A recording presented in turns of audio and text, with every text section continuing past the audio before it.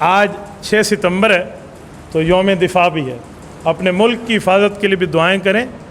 6 ستمبر 1965 کو جو یاد ایک شہداء کی اور ہمارے ملک کی حفاظت کی جو یادیں ہیں اس کو بھی سامنے رکھیں اور ساتھ کشمیری مسلمانوں کو نہ بھولیں.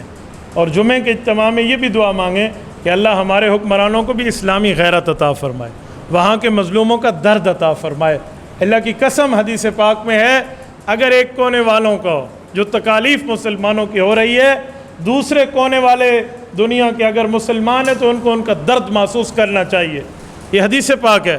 فرمایا تمام مسلمان ایک جسم کی مانند ہے, ان اشتکا عینہ اشتکا کلو و ان اشتکا راسہ اشتکا کلو.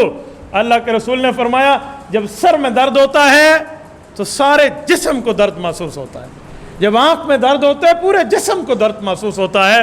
ہمارا کشمیریوں سے کوئی زمینی رشتہ نہیں ہے, کوئی جغرافیائی رشتہ نہیں ہے, بنیادی رشتہ کلمے کا رشتہ ہے, ایمان کا رشتہ ہے, اسلام کا رشتہ ہے. اور ظلم در ظلم ان پہ ہوا ہے. ایک ظلم ہری سنگھ ظالم نے کیا تھا. ہری سنگھ ظالم کون تھا؟ جس نے انگریز سے 75,000 پیسے لے کر 75,000 روپے کے عوض ایک مسلمان کو 2.5 روپے کے عوض وہ بیچ دیا تھا. وہ ہری سنگھ نے بیچا ہے.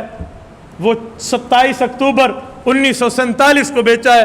حالانکہ کشمیر 95% مسلمان آبادی تھی, اور قائد اعظم نے جو طے کیا تھا ہندوستان کے ساتھ معاہدے میں وہ یہی طے ہوا تھا کہ جس ریاست میں مسلمان غالب ہوں گے وہ پاکستان میں آئے گا, جہاں ہندو غالب ہوں گے وہ انڈیا میں جائے گا.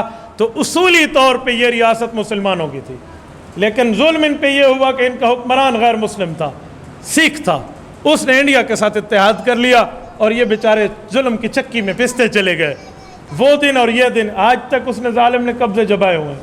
اور قبضوں کو چھوڑو, آج 35 دن ہو گئے ہیں وہ بنیادی ضروریات سے بالکل محروم کر دیے گئے.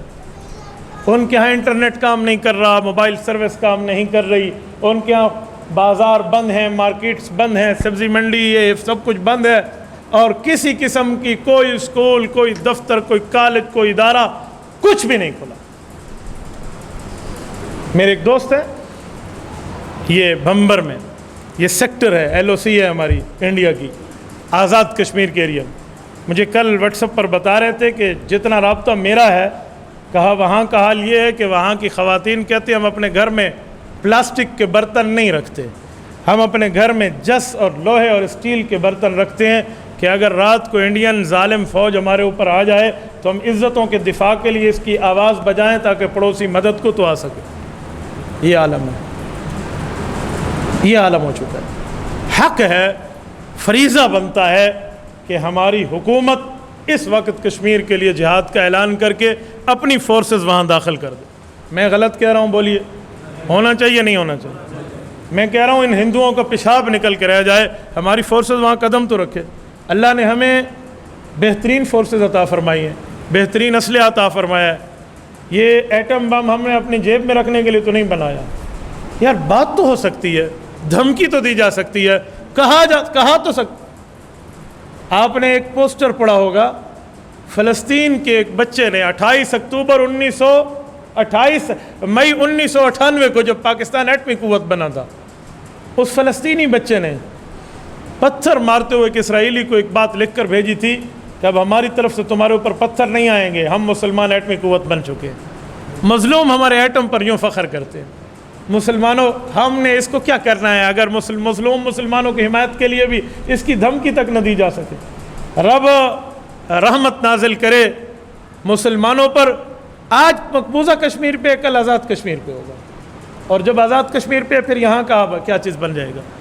آزاد کشمیر کے مفتی اعظم نے یہ فتویٰ دے دیا ہے کہ مسئلہ کشمیر پر, کشمیر کے آزاد حصے پر جہاد فرض ہے مسلمانوں پہ, اس حصے پر, کیونکہ یہ قریبی ہیں.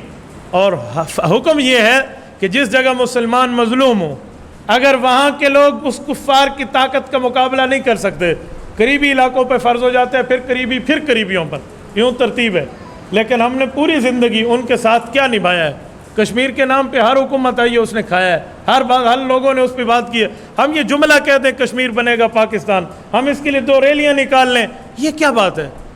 یہ کیا ترتیب ہے؟ ہم ان کے لیے آدھا گھنٹہ ٹھہر جائیں تو کشمیر فتح ہو جائے گا. ہمیں بتا دیا جائے نا کشمیر فتح ہو جائے گا، ہم 2 دن ٹھہرنے کے لیے تیار ہیں، آدھا گھنٹہ کیا ہوتا ہے. لیکن اب کھڑے ہونے کا وقت یہ مانا نہیں ہے میں کھڑے ہو جائیں، کھڑے ہونے کا وقت یہ ہے کہ اب انڈیا کی آنکھوں میں آنکھیں ڈال کے بات کی جائے. ہمارا ان سے اسلام کا رشتہ ہے، ایمان کا رشتہ ہے. وہاں جو ظلم اور تشدد ہے، میں ضبط کے بندھن توڑ بیٹھوں گا جو میری معلومات میں آپ کو بتاؤں وہاں کیا ظلم ہے. وہاں کیا ظلم ہے؟ مسلمانوں وہ لفظ بولنے کے نہیں ہوتے، وہ فیلنگز اور احساس ہوتے ہیں. وہاں کون سا ظلم نہیں دہرایا جا رہا، کون سا ظلم نہیں دہرایا جا رہا. وہاں حالات کیا ہے اور کیا عالم پہنچ چکا ہے. اب یہ فرض ہے، ہمارا فریضہ ہے، اور ریاستی لیول پہ فریضہ ہے ریاست پاکستان کا. اگر اس وقت ہماری حکومت نے اعلان کر کے وہاں ان کی مدد نہ کی نا تو یقین مانے تاریخ ہمیں معاف نہیں کرے گی. تاریخ ہمارے حکمران کو بھی ہری سنگھ کے نام سے یاد کرے گی کہ جو دھوکہ اس نے کشمیریوں کے ساتھ کیا تھا وہی دھوکہ انہوں نے کیا ہے. ہمارے پرچم کے اندر لپٹ کے وہ لوگ کفن لیتے ہیں، ان کی محبت اس سے زیادہ کیا ہوگی؟ لپٹ کے پرچم میں وہ کفن لیتے ہیں.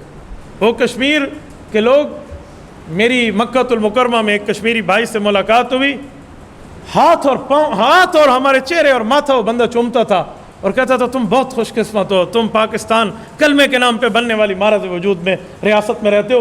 5 کشمیری مجھے وہاں کے ملے، وہ انٹرنیٹ کے ذریعے ہم سے واقف تھے. میں ان کی محبت جو ان کی آنکھوں میں دیکھ کے آیا ہوں میں جملے میں بیان نہیں کر سکتا. تو میرے دوستو اس پر کچھ ہونا چاہیے اور کرنا چاہیے. میں آپ کی وساطت سے ہی بات کرتا ہوں، مجھے معلوم ہے ہمارا جمعہ ہر وقت ریکارڈ ہوتا ہے، تو یہ حکمرانوں تک بات پہنچائیں کہ اہل اسلام کی خواہش یہ ہے کہ ان کی مدد کی جائے. آپ تائید کرتے ہیں؟ اللہ پاک آپ کو اور ہمیں صراط مستقیم عطا فرمائے، ان مظلوم مسلمانوں کی مدد فرمائے. تبارك الذي نزل الفرقان على عبده ليكون للعالمين نذيرا.